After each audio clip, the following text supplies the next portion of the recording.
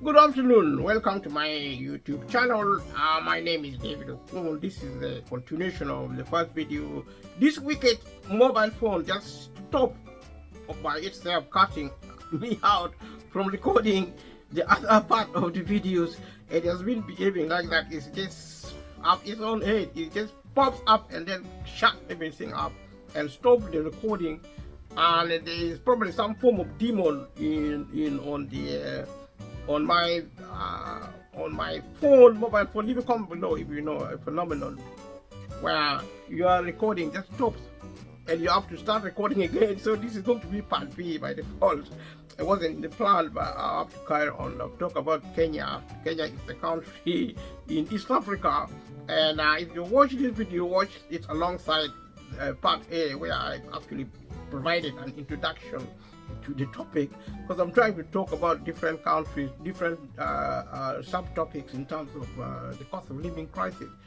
Well, like I said, the cost of living crisis is a very important topic because it's affecting so many people around the world, in Kenya and also in countries like Uganda, East Africa, Africa, and different continents of the world, Asia, Europe, America. And we need to pay attention to that because it's our life. I know it's so challenging to really concentrate on some things as negative as depressing as the cost of living crisis. But I've always said that every time we intend to solve the problem, we need to know the problem. To provide a solution, we need to know the problem. And my attempt using this platform is to actually try to get people to understand exactly what is causing the cost of living. Cost of living is a policy problem. It's also ideological, political ideological problem to do with the system, economic system of capitalism, which actually concentrates wealth in the hand of the few. 10 or 15% of the population ones, being this multimillionaires and multimillionaires are the ones being favored by the system. Nothing wrong with that. Is the only problem comes when we fail culturally to not value humanity and forget and neglect people who are actually in poverty, who really suffer worse than wild animals. In a modern world with so much wealth, with so much learning, we are supposed to be civil, and the cost of living is evidence of savagery. We are so backward as a global community. It doesn't matter whether you're an American president or a British prime minister or European head of state. You are so ignorant. We as humans are so ignorant in this, or more or less the same way when it comes to understanding humanity, prioritizing humanity. This is a failure. This is actually what is causing the cost of living crisis, and we need to address that. Otherwise, we are not going to have peace at all. And if you are a human being, your lifeline actually is associated with peace, peaceful world. We see what is happening in Israel, between Israel and Hamas. How many people are dying in Ukraine and Russia when they are fighting, and the rest of the world. Then fighting did not start yesterday. Our worlds, our life has been, really painted red with blood from wars. We have been so backward as cultures, as peoples, that we are now so probably ashamed of our history we can't even celebrate it because of the evils we did. The evil such as colonialism, which created Africa as a continent, as a political body, as Kenya, creating Kenya and Uganda, East Africa is a political organ. And as much as there are positive things coming from what was actually an evil enterprise of imperialism, we now see the traces, because you see the instinct to abuse, the instinct to enslave is still there in countries like Kenya. Not just to pick on Kenya, but also Africa. Same or similar things are happening. The gap between the rich, people who are rich in Kenya are extremely rich. People who are poor are so poor that you wouldn't even want to be with them. There's horror stories on this very poor survey on the world. And I've been talking about this over and again, and that's why I'm talking about these countries, to look at what happened. The purpose for looking at different countries, to give you an idea how rich these countries are potentially, but also in actual sense, in terms of development. Kenya is also one of the richest countries in Africa, actually probably the richest country. Like the cities like Nairobi, really vibrant. In terms of development, it's so clean. And yet, if you go to the slum, you will not believe your eyes. It's one of the most evil places on earth is actually the poor areas of Kenya. That should stop. And in Kenya, such as in Africa and the rest of the world, we need to revisit our cultural economy to learn the value of humanity, to change the way we think, so that we begin to focus as a priority on people other than on power and wealth and politics and glories. And we cannot glory as a human community, because we cannot leave the rest of the population to perish. The 95% of the people to die, to perish out of because of poverty. And this is evidence, this predicament is evidenced by the cost of living crisis. So I have been talking about the cost of living crisis. Different people value it differently, but it's my responsibility to speak about this. And leave a comment below. Let me know your thoughts about Kenya. Let me know your thoughts about the topic of the cost of living in Kenya, your experience. Let me know where you get help with the cost of living in Kenya. Let me know if the government of Kenya is providing support to its citizens. If not, why not? Because Kenya there are so many rich people in Kenya who are benefiting from the fruit of capitalism. The problem with capitalism is if the government do not pay attention to the public sector, which is a product of cultural enlightenment. This has nothing to do with the economy. Cultural enlightenment, because the public sector is supposed to provide public services, provide welfare, like employment, like credits or wealth, money given to people who cannot really access wealth, who don't even work in Africa in slums. If Africa had done that, the slums would close down. One of the most terrible slums that's such you find, the Kibera, I think is called one of the slums in Kenya. If you live in Kenya, leave a comment below. You know your country, what's happening there, the amount of wealth in Kenya, and the level of poverty in Kenya. This should not be happening, and including the fact that one of your sons has been the president of America, Barack Obama. Barack Obama is from Kenya, and America should be ashamed of Kenya.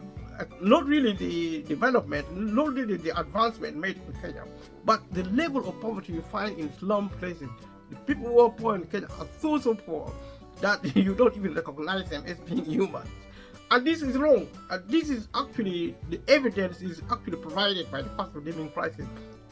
Ask your government, if you're in Kenya, what is your MP trying to do? You elect your MP in Kenya, and let your MP explain to you their plan about the cost of living crisis. Are they going to give you benefit money if you don't work?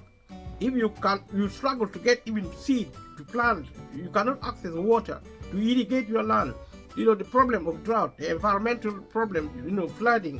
What is the government doing? I say an MP and the Kenyan government should start campaigning, connecting with foreign offices or different countries in the world who are represented in Kenya, to actually try to persuade them in terms of foreign relations, but also political programming, to change the tenor of capitalism, to increase, not decrease, or even close down the public sector to provide public services. That is the only way to eradicate poverty. Poverty must be eradicated anywhere, including in Kenya. Before we begin to think of progress, we need peace. It doesn't matter how rich or poor you are. If there is no peace, we are going to face extinction. The wars will not end, like such as we see, because you see, our culture is broken, and we need to learn it, to value humanity. That is what culture means, valuing humanity. We learn the value of humanity and set it as policy, and also we also set it at community level to actually change the way we think, change our attitude, and provide a different aspect to our altitude, if you like, our growth, how we prosper. These are actually things we need to pay attention to, actually regenerate our character, our personalities, to produce better characters, to pay more attention on humanity, and also pay an equal amount, level of attention to wealth and wealth creation like we do, but also the getting people, the majority of the population out of poverty should be a number one priority, and this should be done through the public sector, providing public service, education, employment, welfare, sports, hospitals, transportation, and housing. All these things, if I'm not mentioning education and transportation, including railway, and also to be included as in part of the public sector as an essential. To be included is actually air travel, because air travel is now an essential component. We are becoming a global community.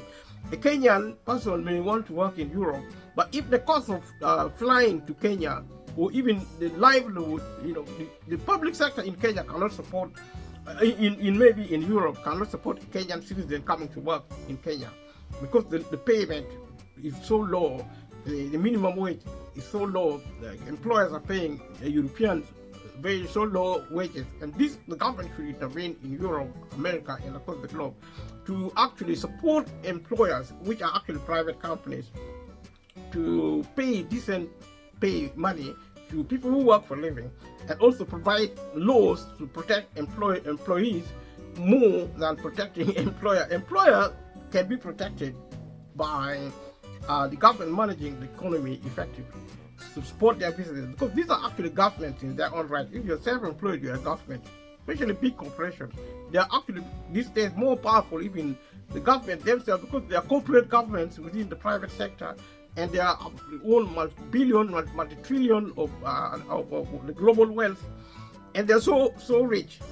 And this is actually the story. This is actually the information I'm trying to put across using the illustrative cost of living crisis as a vehicle to explain what is a deeper. You see, the cost of living on which we focus now is a symptom.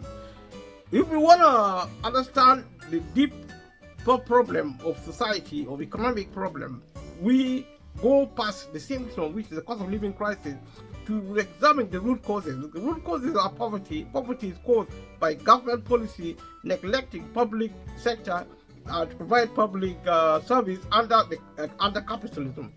Capitalism, like I say, to repeat this, capitalism concentrate wealth in the hand of the few and take away this wealth from the hands of the majority, because it actually the sole purpose of capitalism is to create wealth, and using private sector to do that, which is okay. But you see, the social justice issue, the violence, the negligence, the threat, existential threat to the majority, the 95% of the population, cannot be allowed. You see, if we allow that to happen, humanity will go extinct. This includes the rich and the poor. Humanity is composed of the rich and the poor. If the majority who are now poor, who work for living, are being persecuted, if you work for living, you are poor. You are the majority, 95% of the population. You work for living. It doesn't matter how rich you feel, because you have to depend on an employer to employ you for your livelihood. What if you are fired? What are you going to do? You have no idea. That makes you poor, because of the uncertainty, because of instability in your life, in your economic status. And also, what if you fall sick? People fall sick. What if something happens and your business, your employer shut down? Big organizations are now shutting down parts of their businesses if it doesn't make money. The government should actually intervene in those situations to make sure what crisis is created financially for the majority, the working class, the medium and the middle classes. It doesn't matter how wealthy they feel, they are not really rich, because they have to work for a living as citizens of the world. And this is what I've been talking about. It has to be done, because I am really interested in this, and you should be. And because people are dying. It's not a joke. It's not a movie. We are not on Hollywood. We are not in Hollywood, Bollywood, or any film industry sector. Flesh and blood. The future of humanity is at stake. And you call me obsessed if you want. But I'm telling the truth. That's enough for me. So this is the second part of this program, this video on Kenya. And the first one was cut short accidentally, so I had to start another segment of recording. This is part B. If you're watching this, watch part A as well. So that is what is going to happen. Thank you for subscribing. If you have subscribed, if you're from Kenya, say hello. Leave a comment below. Let me know how you feel about this topic. This is your country. We'd be interested to see your responses.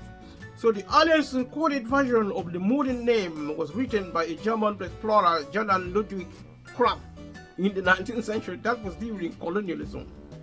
While traveling with the Kamba caravan raid by the long-distance trader Chief Kivoye, Krapf spotted the the mountain peak, and asked what it was called. Kivoye told him Kinya or Kima or Kinya, probably because the pattern of black rock and white snow on this peak reminded him of the feathers of the whole ostrich.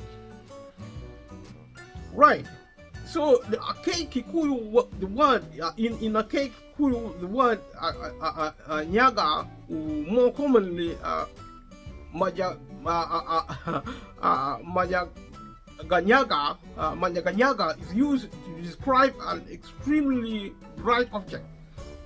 The Agikuyu who inhabit the slopes of Mount Kenya call it Kirima, Kirinyaga, literally the mountain with brightness in Kikuyu, while the Embu call it Kirinya. All three names have the same meaning. Fascinating. So Kenya means bright light, which is really a good start, a good place to start. And we should therefore get rid of the cost of living in Kenya, because Kenya deserves better, especially the majority who are now workers deserve better. We need to actually negotiate with the rest of the world, the country, the government especially, negotiating with the developed world in the east and the west to change the way capitalism is run, to increase public sector and public services to provide the welfare in terms of employment, healthcare, education, housing, transportation, food, energy, water, and all the rest of it, and also the protection of the environment. All this should be left in the hands of the government, because the private sector cannot do it, in the sense that the private sector are there to make money for themselves, and they don't even do charity. If they do charity, they only do it to create more wealth for themselves. We saw it with the Elon Musk of their age. That is the kind of charity being funded by Elon Musk. It's about capital investment and infrastructure. There is none of these wealthy people investing on something to help people with food, energy, housing in the world, including in Kenya, with the support of Europe and America, with the support of the West and the East. Entire Africa, an African national, including Kenya, should have access to free housing, free food, free transportation, literally. And it's not an offense, it's not asking too much, but there's a lot of wealth. There are so many wealthy people hoarding wealth. They're concentrating wealth into their hands and hoarding wealth. They prevent other people, because of capitalism, they waste this money on luxury. And you can still have your luxury and help the poor of the world. This is included in Africa, in Europe, Asia, and America, in all the continents of the world. Nobody should be poor. The first port of call it's incredible to even think poor people who work for a living, still to buy food. They shouldn't. That's why part of farming should be run publicly, and public service should be part of producing and actually distributing food through supermarkets. Supermarkets should be produced should be set particularly to serve people who work for a living, to access free food or next to no cost food. And food should not be treated as wealth. The essentials like energy and wealth should not be included in the wealth of the market system. It should not be part of capitalism, because these are actually, they may be capitals, they may be wealth, but their purpose is to provide for the many. If the super rich want to create a parallel economy, they can do that under capitalism. They can keep part of the agricultural sector as private provide luxury food, luxury energy, and luxury, water to the super rich. Because they are rich, they deserve the best. But the rest of the world should be able to access clean water, clean food, energy, and a clean environment. This is a possibility, can be done, but it has to be done by the government running the public sector. If you see now the dangers, we are exposing ourselves environmentally, where we have actually given up our environment to the private sector. Environment protection doesn't create wealth to the super rich. The super rich only want wealth, they only want money. It is the government to inject cultural economy into society by running the public sector and the public services to protect the environment, to make sure the private companies are actually supervised. There should be laws, regulatory infrastructures to protect the environment, to eradicate poverty from the world within 10 years. Any member of the wealthy communities failing to do that will be shut down globally. There should be a global coalition to actually put pressure on the super rich to get the majority of the population out of poverty, whether they work for a living or not. If you work for a living, you work to better your life, but not really to feed your poverty and remain in poverty in the process. For the lower and the middle class, it doesn't matter your feeling. Your feeling is not important. The reality is the one I'm talking about. Now, the cost of living is actually unearthing this reality. That's why I'm talking about it over and over and over without even apologizing to anybody. Anybody who thinks this is really repetition, so be it, because it's important. People should hear it. So let's go back to Kenya and enjoy the ride with me. We talk about Kenya. We talk about how the name begins. It means the shining light, which is a really good place to begin. Looking at a country which is extremely beautiful, very rich, naturally, also developmental. And the cost of living crisis should be in Kenya. It's a mistake. It's the mistake across the globe. It's not just in Kenya. So I'm trying to say.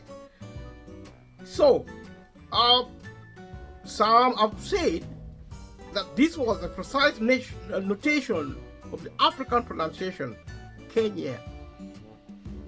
Kenya. Okay.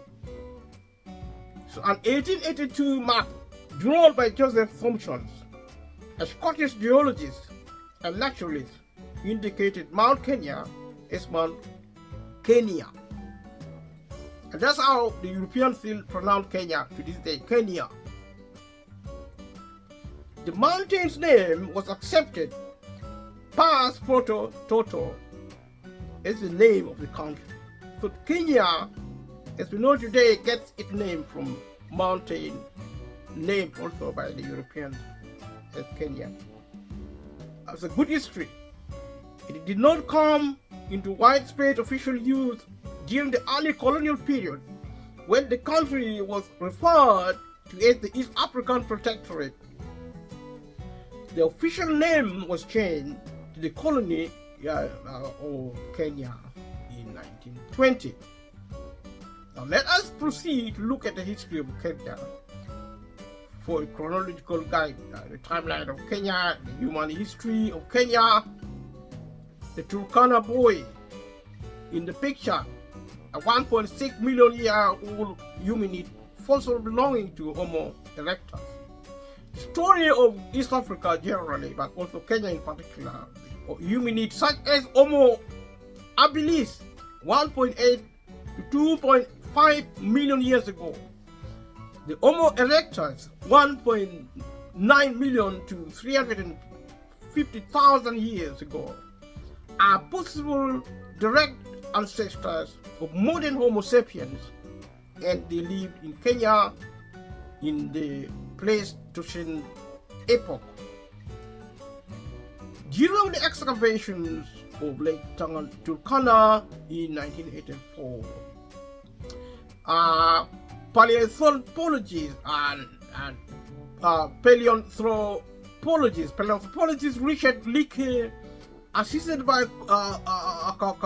Kamoya Kimeo, discovered the Turkana boy, a 1.6 million year old Homo erectus fossil.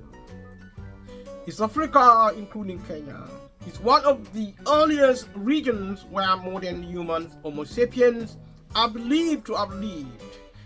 Evidence was found in 2018 dating to about 320,000 years ago of the early emergence of modern behaviors, including long-distance trade networks involving goods such as obsidian, the use of pigments, and the possible making of projectile points.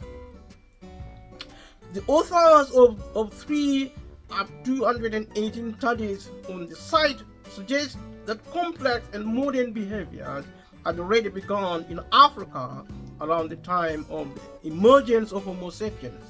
Sapiens are actually samples of human, modern humans, who historians have argued with evidence that their origins were in East Africa, making East Africa in Africa the cradle of humanity, where modern humanity first lived. So if you are European or Western or Eastern, it is most likely that your ancestors are in Africa. All the more reason why the globe should have more, not less, respect for Africa as the cradle of their ancestry, the humanitarian ancestry. As such, and to even necessitate us more, to motivate us more to learn our cultural economy, to the effect that we begin to put more value on humanity, and also getting humanity out of poverty in the first instance, in the second, to get them out of the cost of living crisis or similar crisis in the first place. So we see crises such as war, famine, viruses, diseases, and all these other factors, environmentally induced crises, can be solved when we pay more attention to value humanity, such that even our engineering, our technology, science, wealth is actually recalibrated to support humanity more than what we see now in what society which is what society will have to produce the cost of living crisis. Let's look at the Neolithic.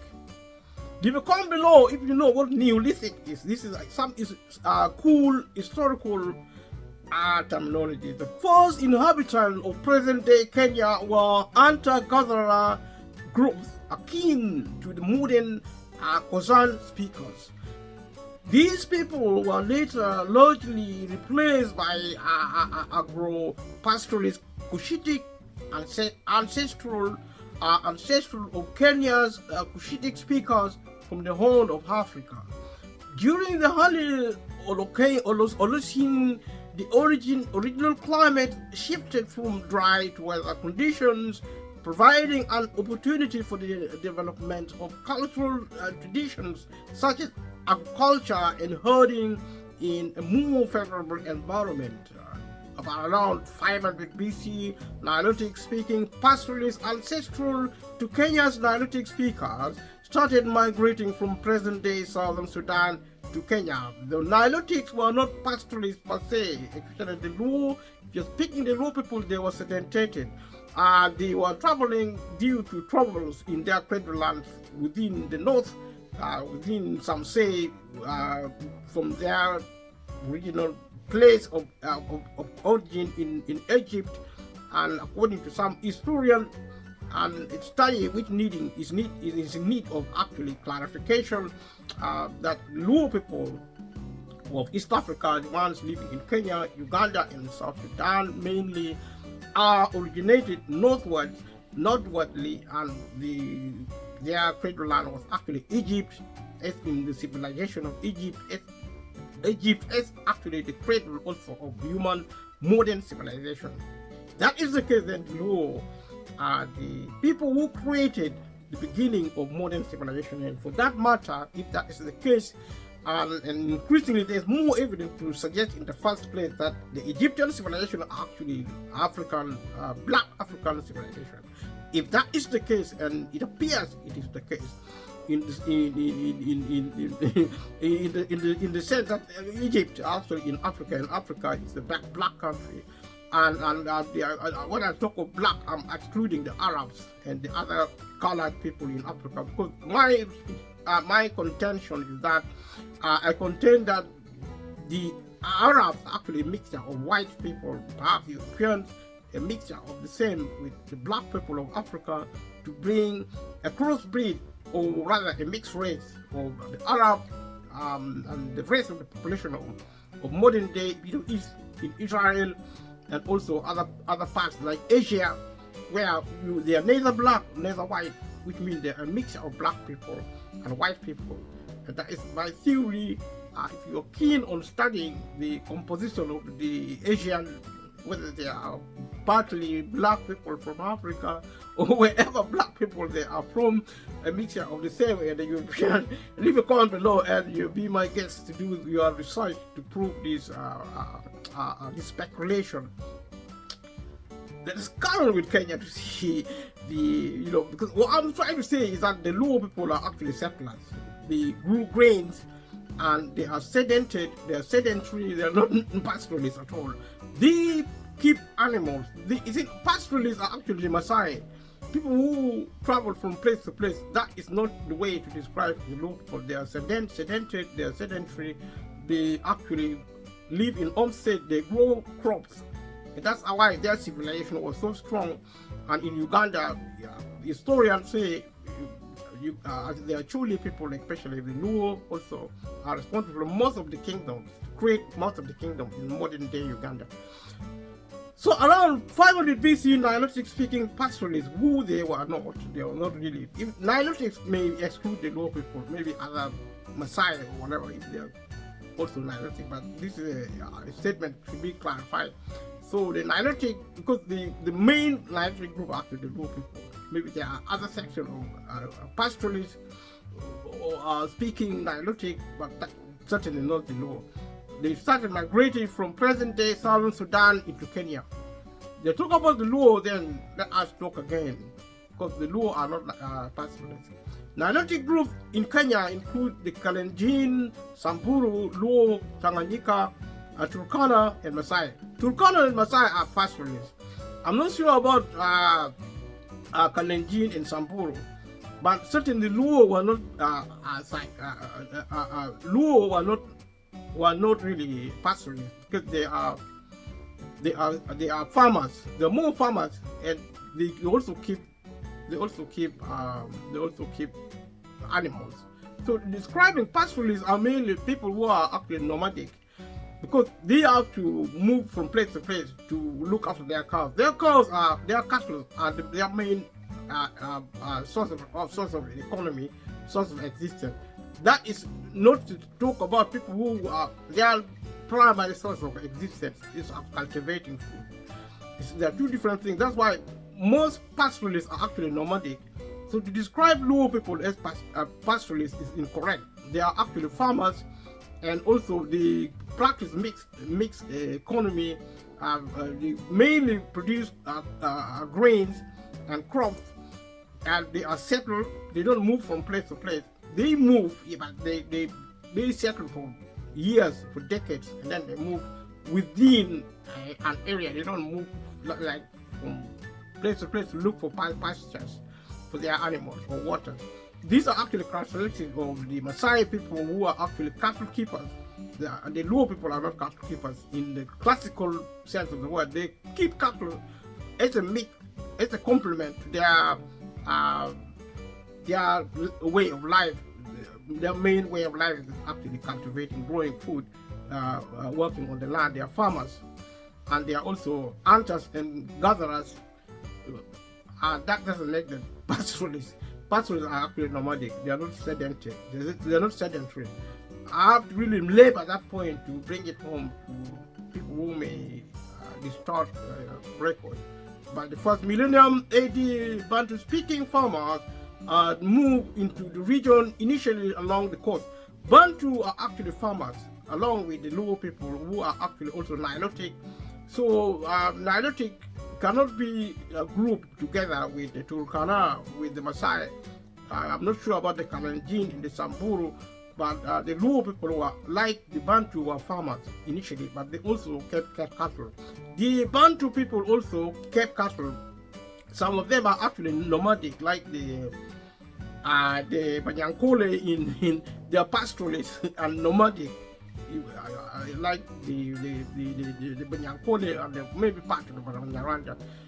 But they are not necessarily, the Banyankole are not really, they are part, because they are pastoralists.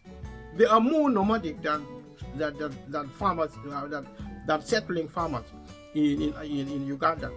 I think that composition is also similar in Kenya, because the grouping occupying Kenya are actually the same or similar to the ones in Uganda. They are probably named slightly differently, but the demarcating of these regions by the British and the German and the Europeans were largely accurate in terms of classifying different ethnical groups. They did their own work, but somehow the was also mistake made where a group of people like the Luo, many of them are left in Uganda and South Sudan, and many of them are in Kenya, so they were not grouped together in that sense. So there was a problem in that way. The British actually did their best to produce modern day map or nationalities, national boundaries of Africans, including in Kenya. The Bantus originating in West Africa along the Benue River in what's now eastern Nigeria and western Cameroon. So the Bantus also came from the west, but we know they also came from South Africa, the southern tip of Africa, and coming to East Africa. If we study the history of the peopling of East Africa, then you'll find that many Bantu actually came from the south and also apart from the west. People like, there are so many Bantus now, people who also speak Swahili in Congo, and the Nigerians. There are so many cultural similarities in Africa. Africa have been a free continent traveling with capabilities including using animals. Actually, the first early civilization of the world arose in Africa. The caravan trade and all this other information are now being missed out, so that we think Africa after colonialism is what represents Africa. Actually, the violence from white people in Africa created more problems than solving it. Even the dispersal of African people running from their Cape President was actually the product of violence from outsiders, especially white colored or white skinned people invading Africa and also murdering so many Africans. Such that if now you go to Africa, you find in a country like Uganda there are probably 50 different ethnical groups. That means there are a remnant. It may also mean that in the beginning Africa actually occupied a greater part of the world, including Europe, America, and Asia, because they are the original they are the original people of the world. And there are a group of probably people who came later, a variety of human species, like white people, who came later on, who were looking for a place to settle. They were homeless. They were described as vagabonds, people who didn't have home. They were so violent. They were survivors. Their behavior was animalistic. So they were so violent. They sought to survive. And that's what I think. Because you see, you cannot explain why there are so many different small ethnicities in Africa. It's like Africa was where humanity fled to save their lives from violence around Europe, Asia, America. They fled to Africa using boats, using rafts. A lot of people died in the process. So what the people remaining now settled in Africa.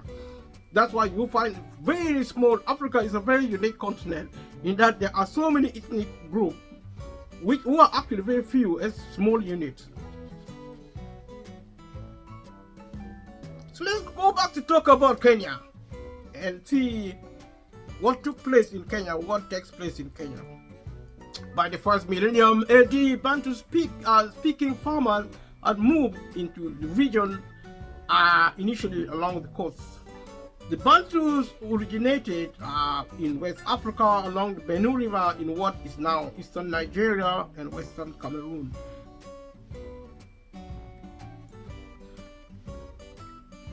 The Bantu migration brought new developments in agriculture and ironworking to the region. The iron region, some historians actually claim that it was the Luo people who initially were iron workers in a place called Mero in Sudan, in South Sudan. The Mero people were recorded in history, the earliest in Africa to use iron, and they were also using this iron as tools for farming. If you go to Egypt now, where there are claims that the black people were the pharaohs, were the rulers of Egypt, the Egyptian civilization, including the pyramid, being created by black people. If you go to up there, you find millet. Millet is the staple food of the Luo people, and the Bantu people now are actually eating. They are now eating millet and probably same thing also, because the Luo in their behaviors, especially in Uganda, were actually empire creators. They created in Uganda, the Luo created the Bunyoro Kitara, the Toro Kingdom, and Buganda Kingdom. It is possible that in Kenya also probably the Luo did something similar to that. Because if you lose power, then your record of glory is actually distorted. Such as, because in Kenya, the Luo people, I don't think the Luo were ever in power. So that the Bantu were actually dominating power. The same is happening in Uganda now. The history of Luo is being removed by the Bantu, by the dominating tribe of Uganda, who are mainly Bantu. The Bantu are actually the majority of East Africa, in Kenya, Tanzania, and Uganda. And they have been in power dominantly, except in Uganda, the Northerners were the minority, rule until the 80s, and then now you have Bantu people ruling Uganda also. And they are changing the history of Uganda to distort it, to remove the contribution of the Bantu, like I see in the record on Kenya, because the Luo actually were more recorded as having used iron tools, and they are actually the main farming communities. If you go to the pyramids, you find traces of grain or millet and other things. You go to Uganda, the Ugandan grow millet to this day. And among the Luo of Kenya, perhaps the Luo of Kenya don't no longer grow grains, but certainly if the Bantus are actually farmers also. And that means the Bantu also must have developed implements, including iron. That is a credit to Africa, is a credit to the East Africans. And that does not mean that Africa is innocent, because they also they are also in fighting each other. Like in Kenya, they are what as a single Luo ruling Kenya, because the Luo are actually less. If you see the demography of Kenya, the Luo are minority, and in terms of democracy, the majority, the people vote along tribal lines in Kenya, in Uganda. In Uganda now, the Luo people actually rule Uganda by accident, because they are very few. They are 6%. About 6% of the population. The Bantu in Uganda actually about. They are probably. I mean, there are so many. The Bantu people in Uganda are so many. They are probably about 50%, maybe even 70% of the population in Uganda are probably Bantu. See, because they are the main group in Uganda and Kenya, and in Uganda, the Bantu originating population. They are so dominant. So the Bantu group in Kenya include the Kikuyu, Luya, Kamba, Kasi, Meru, Kuria, Ahembu, Ambero, Wadawida, Watewata, Wapokomo, and Mijikenda, among others. So there are so many in Kenya, so is in Uganda. The notable prehistoric sites in the interior of Kenya include the possibility, they possibly archaeoastronomical,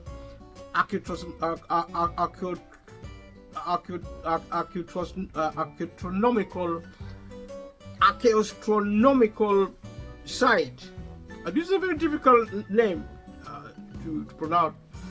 Archaeoastronomical site. Namora Tunga on the west side of Lake Turkana, and the whale settlement, the whole settlement of Thimik Ohinga in Migori County. In other words, these are actually some of the archaeological sites which evidences the origin of certain people, especially the Bantu, who are the predominant in East Africa and also in Africa, so to speak, because they are also in Nigeria, in West Africa, and Central Africa, such as you find in the Congo. But South Africans are also mainly Bantu. So you could argue that Africa is actually the Bantu land, mainly occupied by the Bantu people, and also the Kiswahili people. I think in East Africa also are a mixture of the Arabs and the Africans and Bantu, such that some languages of the Kiswahili are actually a mixture of Arabic and Bantu. Okay, let us look at this Swahili trade period. The Swahili trade period and the Swahili culture and Sultanate of Zanzibar.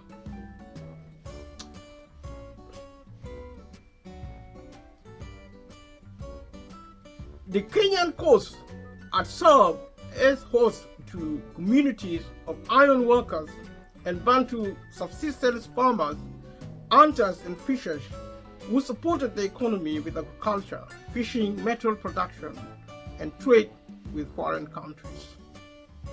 These communities formed the earliest city-states in the region, which were collectively known as Azania. By the 1st century CE, many of the city-states, such as Mombasa, Malindi, and Zanzibar, began to establish trading relations with Arabs. This led to the increased economic growth of the Swahili states, the introduction of Islam, Arabic influences on the Swahili Bantu language, cultural diffusion, as well as the Swahili city-states becoming members of the larger trade network. Many historians have long believed that the city-state was established by Arab and Persian traders, but archaeological evidence has led scholars to recognize the city-state as an indigenous development which, though subjected to foreign influence due to trade, retained a Bantu cultural core. The Kiswahili Sultanate was a medieval sultanate centered in Kilwa in modern-day Tanzania. At its height, its authority stretched over the entire length of the Swahili coast, including Kenya. It was said to be founded in the 10th century by Ali ibn al-Hasan Shirazi, the Persian Sultan from Shiraz in southern Iran. However, scholars have suggested that claims of Arab or Persian origin of city-states were attempts by the Swahili to legitimate themselves both locally and internationally. Since the 10th century, rulers of Kilwa would go on to build elaborate coral mosques and introduce copper coinage. Swahili Bantu language with Arabic, Persian, and other Middle Eastern and Southern Asian loanwords later developed as a lingua franca for trade between the different peoples. In Uganda today, we still predominantly have Swahili being spoken among the trading communities and the military, as well as the security agencies, the police, and the prison. The civilians of Uganda are poorly educated in terms of Kiswahili, but in Kenya, it is taught in school and predominantly spoken in villages, and more so in Tanzania among the people of Tanzania in the villages and also in the educated sectors. Since the turn of the 20th century, so to speak, we talk about Kenya. Looking at the ethnography, if you like to call it that way, we're trying to look at the development of the culture of the Swahili. Scholars subject that claims that let's say since the 10th century, rulers of Kilwa would go on to build elaborate coral mosques and introduce copper coinage. Swahili, a Bantu language with Arabic, Persian, and other Middle Eastern and South Asian loanwords, later developed as a lingua franca for a trade between the different peoples. Since the turn of the 20th century, Swahili has adopted numerous loanwords and cults from English, many of them originating during English colonial rule. Early Portuguese colonization. We're looking at the presence of, in Kenya of the Portuguese, which lasted between 1498 until 1730. Mombasa was under Portuguese rule from 1598 to 1698, 1593 to 1698, and again from 1728 and 1729. The Swahili built Mombasa into a major port city and established trade links with other nearby city-states, as well as commercial centers in Persia, Arabia, and even India. By the 15th century, the Portuguese voyager Duarte Barbosa claimed that Mombasa is a place of great traffic and has a good harbor in which there are always more small craft of many kinds and also great ships, both of which are bound from Sofala and others which come from Kambay and Melinde and others which sail to the island of Zanzibar. In the 17th century, the Swahili coast was conquered and came under the direct rule of the Omani Arabs, who expanded the slave trade to meet the demands of plantations in Oman and Zanzibar.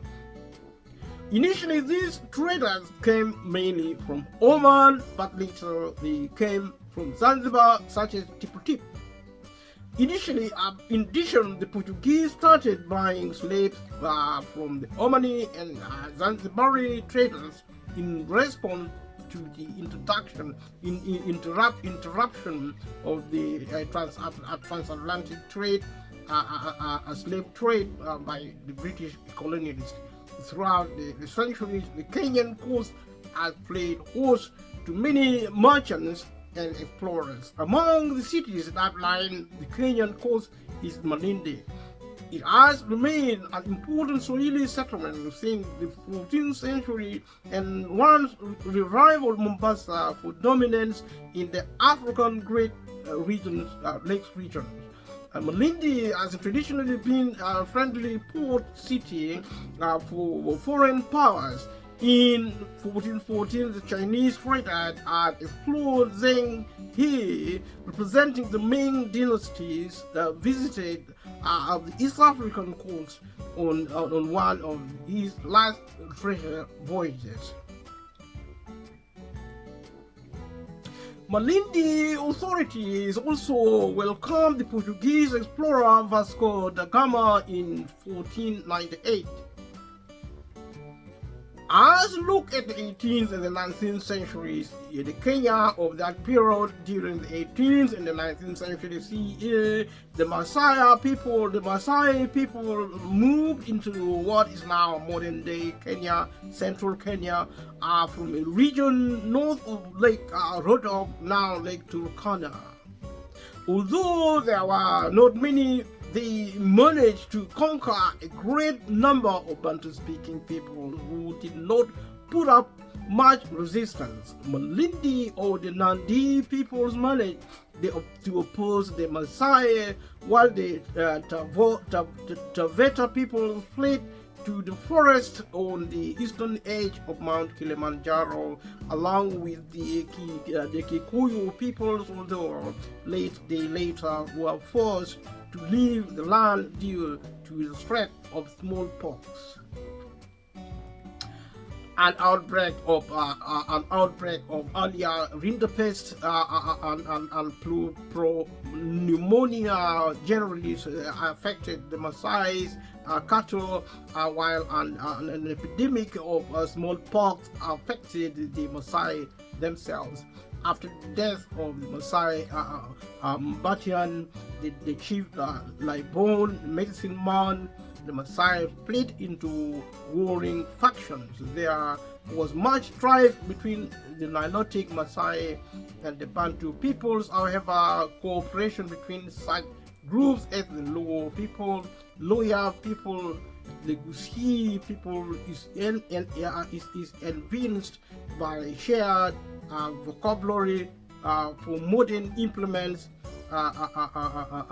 and similar economic regimes, such as what I said, the similarity between the Luo people and the Bantu, for them being settling farmers, and the users of more advanced tools and weaponry. Although Arab traders remain in the area, trade routes were disrupted by the hostile Maasai, though there was trade in ivory between these factions. The first foreigners to successfully get past the Maasai were the Johann Ludwig Kraft and Johannes Ripman, two German missionaries who established a mission in Rabai, not too far from Mombasa.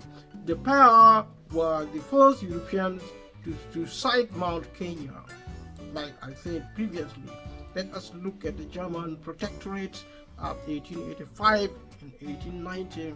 The colonial history of Kenya dates from the establishment of the German Empire Protectorate over the Sultan of Zanzibar's coastal possessions in 1885, followed by the arrival of the Imperial British East Africa Company in 1888. In other words, the German and the British replaced power position, replaced replaced in terms of power position. They replaced the Arabs who are actually trading in East Africa. So the imperial rivalry was prevented by the Heligoland Zanzibar Treaty, Heligoland Zanzibar Treaty. Germany handed its East African coastal holdings to Britain in 1890. So Britain negotiated with Germany not to fight over Kenya and East Africa generally, so that Britain now took over from Germany for Kenya, taking Kenya, the Kenya colony from Germany. The British ruling Kenya between 1888 and 1962, when Kenya got independent, and so you find the main article, I think 1963, when Kenya got it, 1964, I think. The Kenya colony, if you look at the Kenya colony story of British colonialism, is the British East Africa in 1909. The transfer by Germany to Britain was followed by the building of the Uganda Railway passing through the country. So the British imperialists built what is now the East Africa Railway. It hasn't changed very much. It still connect East Africa, Kenya, Tanzania, because Uganda is a landlocked country. Initially, East Africa was Kenya, Uganda, and Tanzania, 3 countries. Now include Rwanda, Burundi, and the Congo, and probably South Sudan, and yeah, I think that's now maybe Somalia. I don't know if it's Somalia as well. The building of the railway was resisted by some ethnic groups, notably the Nandi, led by Koyot,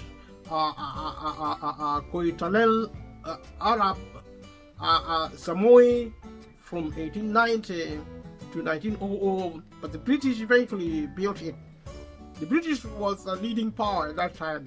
The Industrial Revolution had already occurred in Britain and in Europe generally, so the Europeans were actually unstoppable. The Nandi were the first ethnic group to be put in a native reserve to stop them from disrupting the building of the railway. This is actually concentration camps. It's a prison, mass prison, imprisonment of the people of Kenya. Ethnicities. During the railway construction era, there was a significant influx of Indian workers who provided the bulk of the skilled manpower required for construction. Probably because India was already established as a colony because of their numbers, and also perhaps the British thought if they brought foreigners in numbers, they would add into the strength of the imperialism of the colonial infrastructure, and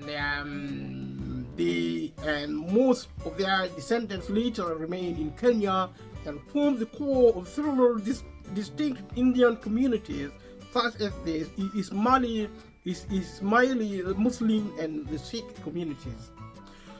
While building the railway through Savo, a number of the Indian railway workers and the local African laborers were attacked by two lions known as the Savo man-eaters. There were rumors of spirits inspiring these lions. They were not normal lions, they were actually African spirits possessed. They were possessed by some Africans. These were actually the rumors. At the outbreak of World War I in August 1914, the governors of British East Africa, as the Protectorate was generally known, and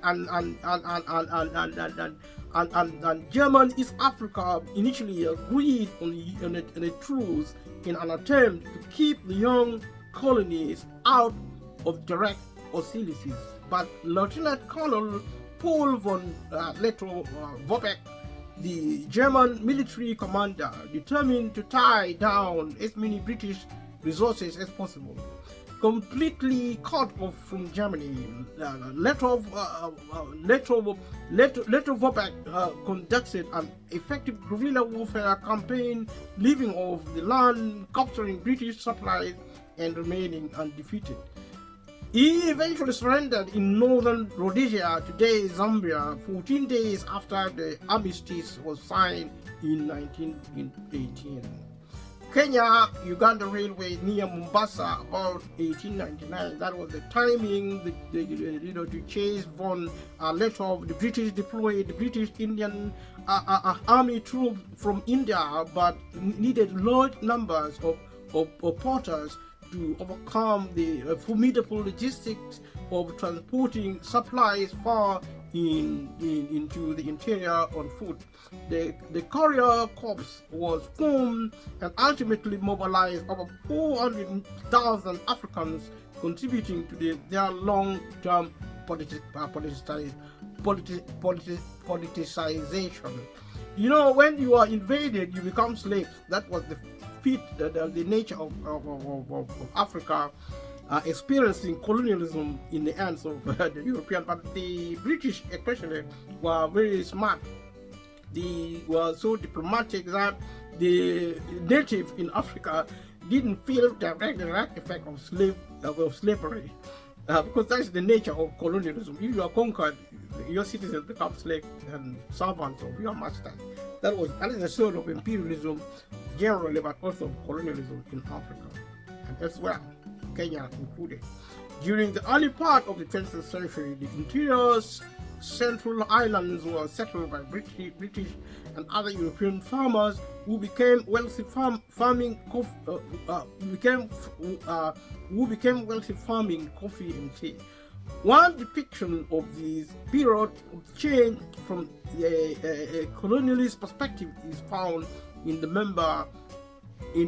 memoir Out of Africa by Danish author Baroness Karen von Brixen Phoenix, published in 1937. By the 1930s, approximately 30,000 white settlers lived in the area and gained a political voice because of their contribution to the market economy. Colonialism, as we reflect to see, is part of the expansion of capitalism then, and neo-colonialism, as we understand it today, is a continuation of the same. The Central Islands were already home to cover 1 million members of the Kikuyu people, most of whom had no land claim in European terms and lived as itinerant farmers.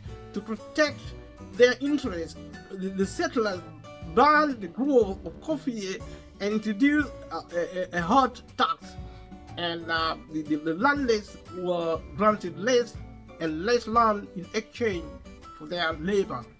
So that's the beginning of slavery during colonialism, the dispossessing of land from Africans by the colonialists, the fang of colonialism deepening more in Kenya. And to this day, Kenya has never, since independence, has never attempted to challenge the colonial former masters, including Britain and Germany.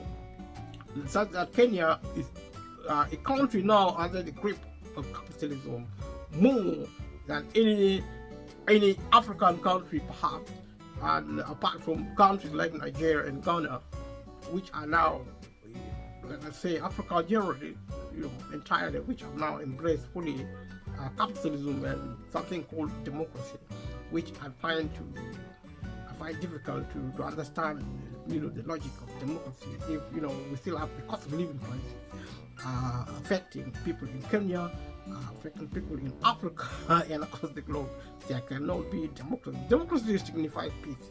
There cannot be peace for the wicked if wickedness prevails to produce the majority of the population of the global population living in poverty, creating a condition of the cost of living crisis. So let's go back to talking about Kenya now, as we have been doing. So a massive, exodus of the cities, to the cities ensued as their ability to make living from the land dwindled. So accessing land, the natives were actually excluded from that, they prevented from there. So there was a lot of violence and war, and the concentrating of people into cities and towns to work mainly for the capitalists, to pay taxes, also to build the economy for the colonies.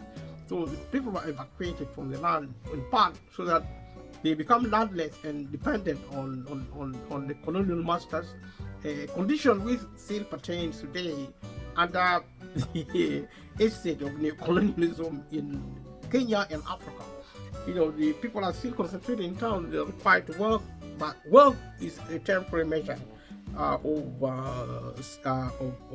livelihood, because when technology comes, these colonial masters, neo-colonial masters in the form of African slave masters and the capitalism, they are going to actually embark on employing technology, and there is going to be mass employment for the 90% of the population beginning now. Technology, computers, information technology, because this is gradual.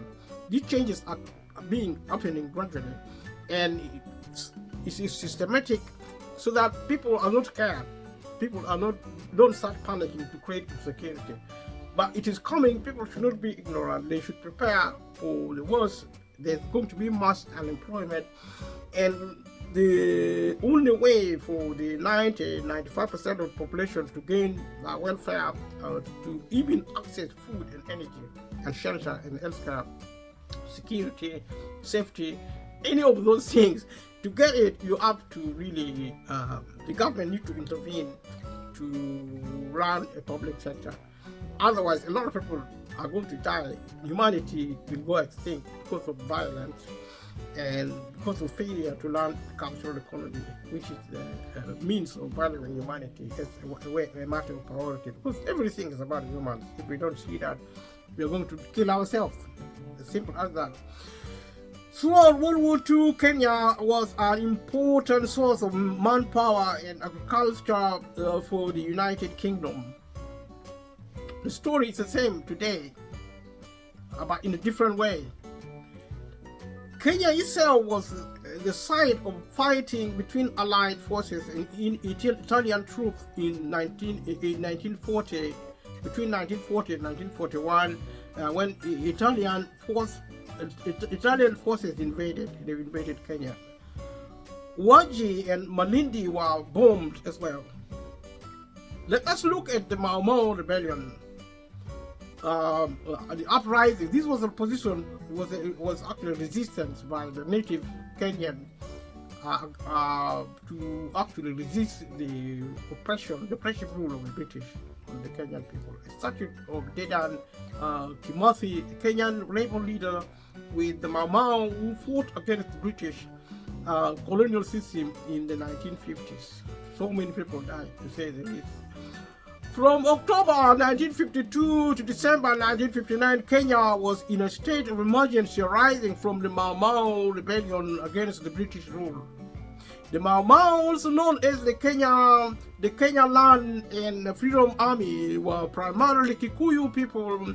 During the colonial administration crackdown, over 11,000 rebel fighters had been killed, along with 100 British troops and 2,000 Kenyan loyalist soldiers. It was a massacre, to put it lightly. The governor requested and obtained British and African troops, including the King's African Rifles. The British began counter-insurgency operations.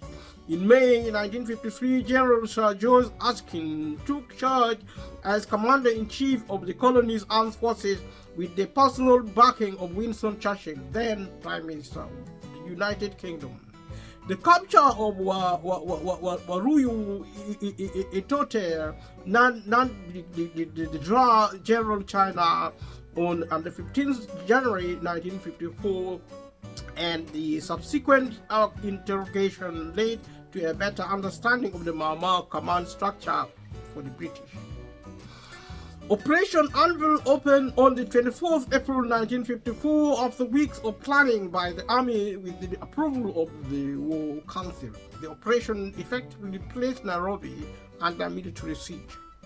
Military siege means no one comes in, no one goes out. Then if there is lack of supplies, it did affect the people within that city to incapacitate them. That's the manner of war, nothing new. Nairobi's occupants were screened and suspected Mau Mau supporters moved to detention camps. More than 80,000 Kikuyu were held in detention camps without trial, often subjected to brutal treatment. Talk of barbarism, talk of savagery by the British colonialists, but also Africa. I mean, if you think war is the answer to peace, to peace problem, then you create another problem. The Mau Mau and the British were equally to blame. I mean, a lot of people say the Mau Mau were fighting for their country. Well, if you're fighting for your country, they don't die. Because you see, before you start fighting like an idiot, you need to know who you are fighting, because the British were a superpower at that time. How can you, a normal African who barefooted without even food, is a slave under the British colonialism, how can you start fighting your master if you are not an idiot? And they murdered so many Africans, and the British also died in the process. Unnecessarily.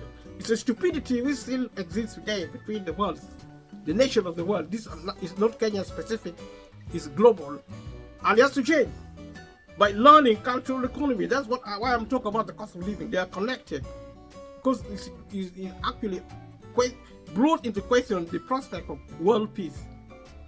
See, until we address the little thing like cost of living crisis, we are going to miss out on the big picture, the need for peace.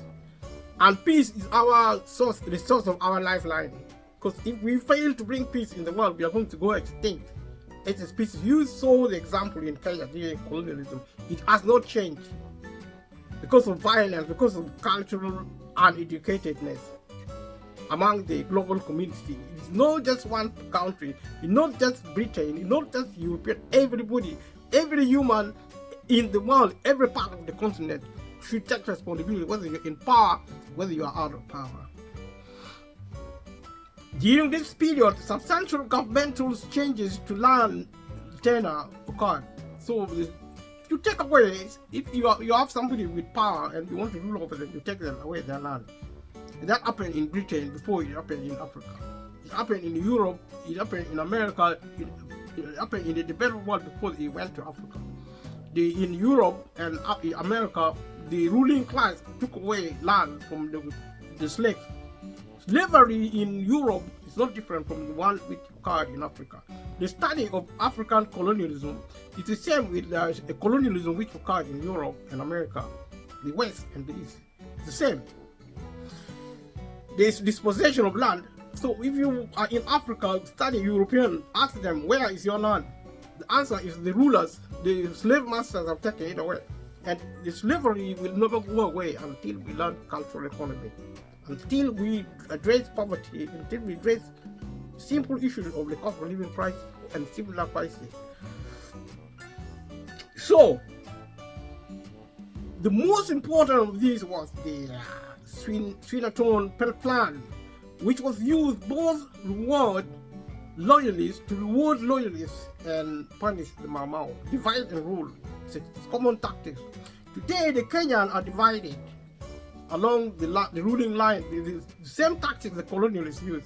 The new colonialists who are Africans, ruling over other Africans, are using the same tactics. The ruling class under capitalism, which is a perfect language of oppression and slavery, is functioning in Africa. And the answer to peace in that respect is actually to learn the cultural economy and value humanity over power, politics, and greed. Looking at the left, this left roughly 1/3 of Kikuyu bereft of any tenancy, land arrangement, and thus propertyless at the time of independence. This inequality still features prominently in Kenya today. The gap between the ruling masters and the enslaved poor, who are the majority of Kenyans, is staggering. The richer are getting richer in Kenya, the poor are getting poorer. Kenya as a country faced existential crisis in Kenya, but also the same applies to Africa and the globe. Humanity faced existential crisis because of capitalism, which is violent and actually is perfect killing machine, treating humanity as the enemy because humanity has failed to value itself. Humanity value everything else except itself. This cultural failure should be restored. And next time we continue with looking at Kenya while trying to illustrate the issue of the cost of living crisis and looking at issues of capitalism and other policy and political issues in Kenya and also around the world. Thank you for watching. If you are still alive, if you're still here with me, if you haven't subscribed to this channel, click the notification bell for more. If you like the videos, leave a comment below, especially if you're Kenyan on Africa. Kenya is a deciding factor on African enlightenment, civilization. Kenya is such an important country, so every African should pay close attention to Kenya. And I'm so privileged to talk about Kenya today. If you're Kenyan, leave a comment below and let me know what you think about this material. Have a nice day. It's only Monday. Welcome to Monday. See you in the next video. Thank you for watching. Thank you for subscribing, for sharing with family and friends. I'll see you then. Thank you. Bye bye.